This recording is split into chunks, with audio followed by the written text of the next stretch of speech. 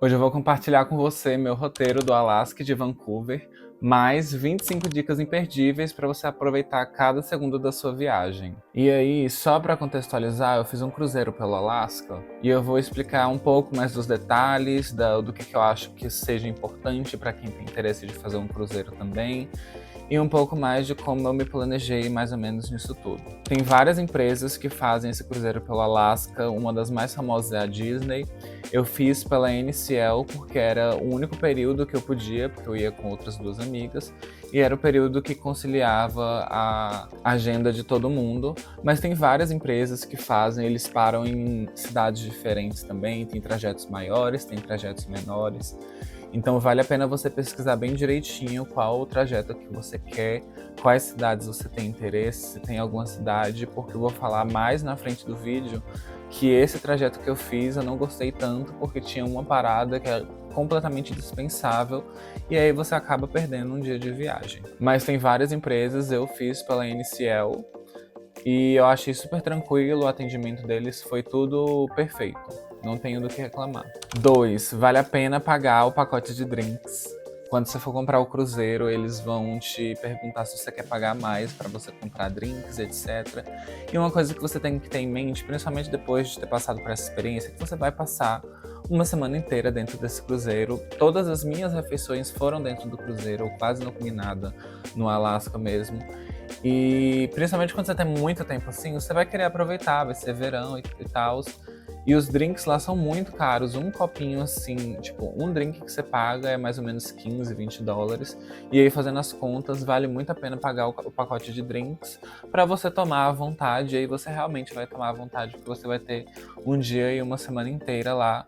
A não ser que realmente você não beba álcool e aí talvez não valha a pena. 3. Sobre o lugar, a gente ficou numa cabine interna. Eu achei muito tranquilo, não tinha vista para o mar, não tinha vista para fora, nem nada assim. Mas eu não senti claustrofóbico, não achei. Eu tava numa cabine um pouco maior, talvez tenha sido isso, mas eu achei o suficiente para você fazer a viagem. Até porque você não vai ficar muito tempo dentro da cabine mesmo, você vai ficar andando, passeando pelo navio em outros lugares, então a gente entrava basicamente só para dormir. Foi mais do que suficiente. 4. Leve roupa de frio mesmo durante o verão, isso aqui é meio óbvio, né? Porque você tá indo por Alasca. É claro que é uma região bastante fria, tem muito gelo, é muito extremo.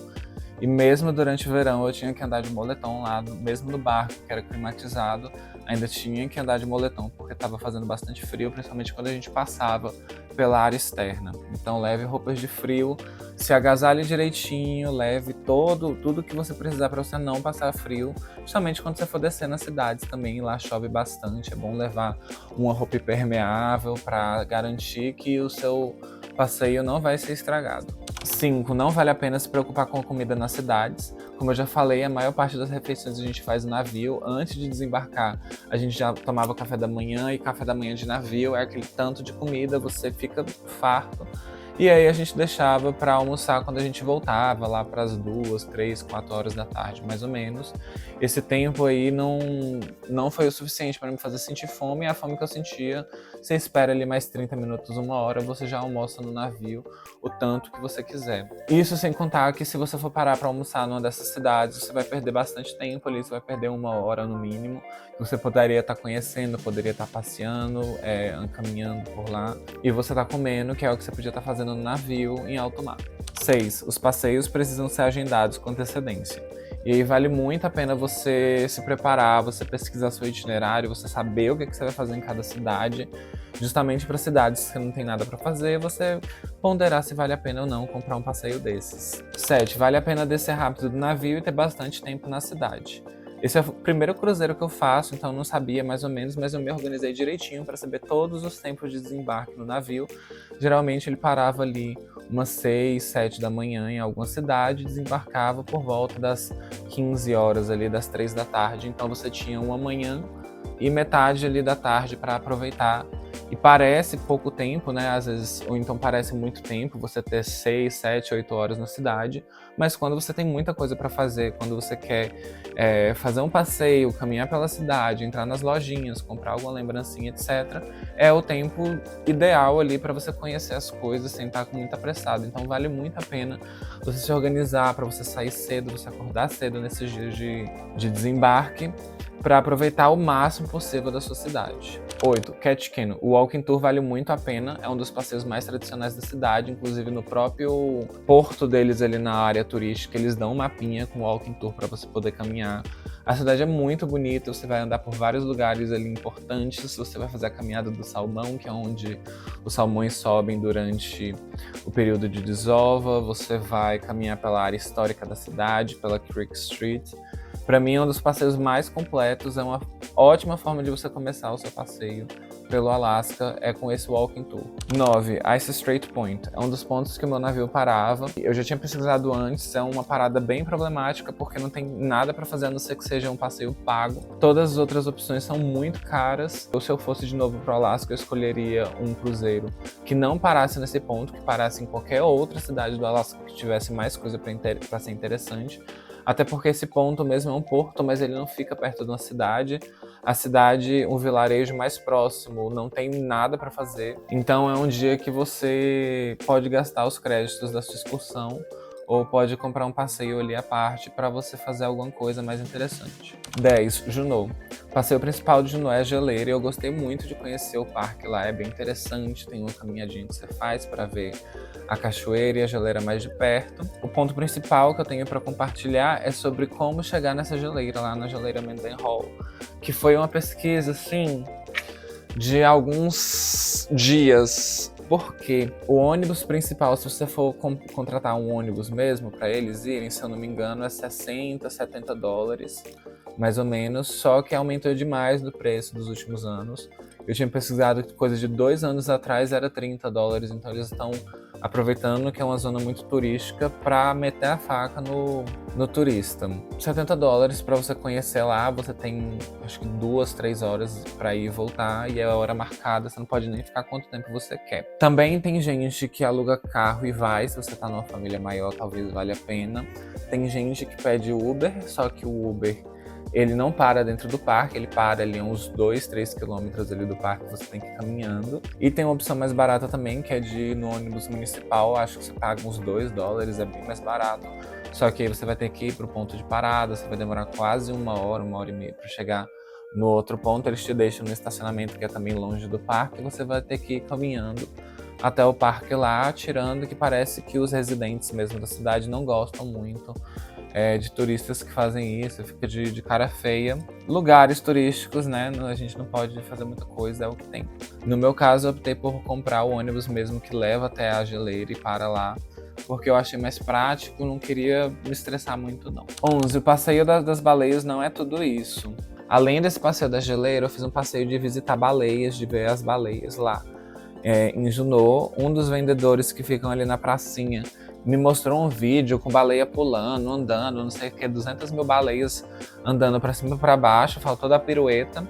E aí, quando a gente chegou lá, tipo assim, a gente viu 2 baleias, acho que foi, tipo, viu uma baleia e a outra 2 vezes, e foi isso durante, sei lá, 1, 2 horas de passeio. Então, assim, ajuste sua expectativa e quanto você vai pagar, porque não é tudo isso, não, mas caso você não tenha visto uma baleia do seu cruzeiro, caso você não tenha feito nenhum outro passeio, às vezes vale a pena também para você conhecer, porque a viagem também é isso, né? O item 12, que era pra falar dos ônibus, também eu já falei. 13, Sitka. Eu gostei bastante do Walking Tour e eu recomendo. Foi a primeira capital do Alasca. Tem muita coisa histórica e é muito organizadinho. Você vai ver plaquinhas do Walking Tour espalhadas por toda a cidade. Você vai passar por algumas regiões importantes e ele vai terminar o Walking Tour no Parque Histórico Nacional de Sitka, que é um dos maiores, se eu não me engano, o maior parque nacional dos Estados Unidos inteiro. É muito interessante, tem uma trilha lá dentro que vai mostrar alguns totens, vai explicar um pouco das coisas. Eu também não senti falta de fazer nenhum outro passeio por lá, não. Eu acho que vale muito a pena para quem gosta mais e para quem se interessa mais pelo Alasca, por causa dessa parte da cultura deles, dos povos Tlingits e os outros povos lá. Não vai se arrepender de fazer esse Walking Tour. 14. Vale a pena pesquisar outros vídeos do YouTube e também no Reddit por recomendações. Foi isso que eu fiz. Tem uma comunidade enorme no Reddit de pessoas falando de cruzeiro pelo Alasca, de dando dicas. No YouTube também eu procurei bastante dicas, mas eu não senti que tinha muita coisa útil, exceto de algumas pessoas que falavam que era o Alaska on a Budget, que é justamente você ir pro Alasca sem você gastar seu dinheiro todo fazendo passeio privado com as companhias do seu cruzeiro. Foi ali que eu descobri esses walking tours. A gente fez, resumindo, só um passeio pago, todo o resto foi conhecendo mesmo a cidade. Não acho que você vai sentir falta de ter feito outros passeios, de você ter ido andar na neve, ou então de você ter andado de caiaque, sabe? O que eu queria mesmo ir pra lá era ver um pouco da cultura de lá. E por fim, 15, não deixe de provar as comidas típicas. Em especial algo feito com salmão, que lá é a terra do salmão. Tem salmão pra todo lado, tem muito salmão enlatado. Vai ter alguns lugares em Ketchikan, se eu não me engano, dava pra provar esse salmão enlatado.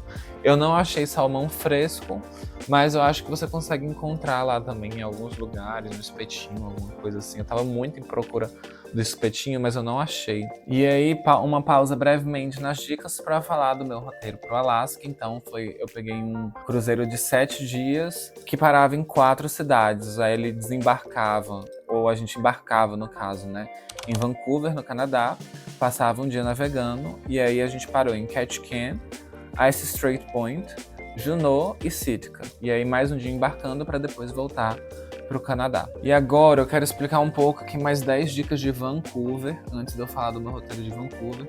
Isso é muito importante também, essas dicas de Vancouver, caso você queira fazer esse cruzeiro que saia de Vancouver. E você vai entender por quê. A primeira dica é sobre o ETA, que é a autorização de entrada no Canadá, né? No caso, se você já tiver um visto americano, você não precisa de pedir um visto canadense se você quiser entrar por avião, se você for chegar no Canadá por avião. Eu acho que você paga uma taxa mais ou menos de $10, alguma coisa assim, ou $5. Não é muito caro, não tão caro quanto um visto, né? E ele é bem rapidinho, eu preenchi no site, botei o número do meu visto americano e eu acho que em questão de 5 minutos ele já tinha me mandado o e-mail com o ETA. Eles falam que é a autorização eletrônica, né, mas é importante você imprimir esse e-mail. Embora não seja um documento oficial, né, é só um e-mail, mas eles pedem para ver esse raio desse e-mail, mesmo dizendo que é eletrônico. 2. Se você for pegar um voo com conexão nos Estados Unidos, separa pelo menos umas 3 horas de conexão ali, porque você vai precisar passar pela imigração americana, você vai precisar embarcar de novo, você vai precisar despachar sua mala de novo. E eu perdi meu voo por causa disso, já tem história aqui também, vídeo sobre isso. Então, separe esse tempo, não se arrisca com menos do que 3 horas, porque você vai passar raiva, você vai depender de sorte. E você tem um risco aí de você atrasar sua viagem ali, de gastar mais. Não recomendo pra ninguém isso. 3. Dá pra sair do aeroporto e ir até o centro, até downtown, pelo Skytrain, uma forma mais barata do que você pedir Uber, né? Se você for desses que querem economizar. Se não, pede um Uber mesmo. Se tiver mais gente também pra dividir, é mais fácil. Ou dependendo do horário, não vai ter esse Skytrain, mas se você estiver sozinho, então tiver com menos pessoas e quiser economizar, ele sai do aeroporto de Vancouver e para lá no centro da cidade, perto dos outros hotéis turísticos. 4. Também já fiz vídeo sobre isso. No centro de Vancouver você vai ver muita gente, uma alta população adicta, mas como já comentaram em alguns vídeos meus, eles não mexem com você, eles ficam mais de boas. Então não é pra se assustar. 5. Não deixe de ir na Granville Island e fazer o passeio pelo Aquabus. Gente, foi o meu passeio preferido de Vancouver. É muito bonito, principalmente se tiver um dia de sol, um dia aberto, assim. Você fazer aquele passeiozinho na água. A ilha é muito gostosinha de passear. E é tudo de graça. Vancouver tem muita coisa cara e esse passeio é de graça. O Aquabus, você vai pagar uns $8 canadenses ali. Tá dentro da média pro passeio e pro que ele entrega, vale a pena. 6. Os passeios turísticos costumam bem caro. E aí um cuidado especial com a Capilano Suspension Bridge, porque você vai ver ali no centro de Vancouver vários ônibus falando que um free shuttle, um ônibus de graça para você ir até a Capilano Suspension Bridge. Só que para você entrar no parque lá, eu acho que é $70, alguma coisa assim, é bem caro. As outras coisas são bem caras também, o observatório, para você subir lá no observatório lá do Vancouver Lookout. É $70 para você ir na Grouse Mountain, é tudo $70 lá, para algo que talvez não, assim, contestável, tem gente que diz que não vale muito a pena. Mas aí o perigo é, porque esse free shuttle, esse ônibus, você pode chegar lá e optar por não entrar, só que se você não comprar o ingresso do parque, você vai ter que pagar para voltar pelo ônibus, ou então vai ter que arranjar um jeito. Então é um ônibus gratuito ali, só que pode acabar te enganando. E aí me falaram que tem outro parque com a ponte suspensa e que esse parque é gratuito, que é o Lynn Canyon Park. Eu não cheguei aí, mas quem tem interesse e for procurar, né, vale a pena pesquisar aí direitinho. O 7 era sobre os ônibus gratuitos, que eu já falei também. 8, tem outras opções gratuitas na cidade, que foi mais ou menos o que a gente optou. Dá pra você caminhar um pouco pela cidade, ver as lojinhas, tem o Gastown, Steam Clock, aquele relógio a vapor. Tem a Chinatown, que a gente foi, que é bem bonitinha. E a Granville Island também, que é uma ilha muito bonita, que fica lá, cheio de lojinhas, com bastante alegria. 9, recomendação de lugar. Recomendo bastante você provar o Japadog. Não que seja muito especial, algo assim, mas porque é meio tradicional de Vancouver. E é bem diferente, né? Um hot dog com sabores orientais. Você pode provar comidas típicas de lá também. Vale a pena comprar o maple syrup. Vale a pena provar o poutine também, pelo menos para você saber que é uma batata frita com molho de carne lá que eles fazem, gravy sauce. Que inclusive é o item 10. Experimente uma comida típica. Enfim, e agora eu vou falar brevemente sobre um roteiro de Vancouver. Eu fiz um roteiro de 3 dias. Vamos lá, dia 1. Conhecer o Stanley Park e as redondezas, isso inclui o centro da cidade. Você começa seu dia ali no Canada's Place, ali no Downtown, que é o porto de Vancouver, conhecer ali o porto, onde a gente desembarca do cruzeiro, e aí vai caminhando até o Stanley Park. Ele tem cerca de 9 quilômetros de extensão, e dizem que demora cerca de 3 horas ali para você dar a volta e terminar ali o dia conhecendo a Hobson Street, que é uma rua mais turística lá. No segundo dia você pode conhecer o resto de Vancouver, em especial a Granville Island, né? Ali a Granville, Mercadão, passear pela Aquabus, depois conhecer a Chinatown, o resto ali do centro que tem a livraria, shopping lá, que é o CF Pacific Center, e a Art Gallery. E no terceiro dia você pode conhecer a ponte suspensa, a Capilano, se você quiser pagar os $70, né? E a Rose Mountain também, que é uma montanha, se você quiser pagar mais $70, ou você pode conhecer a de Lynn Canyon, que dizem que é mais barata. Alguns outros parques mais para dentro de Vancouver, que são fora ali do centro também, que tem muita gente que conhece. Tem gente que vai pra praia lá. E basicamente o meu roteiro é esse.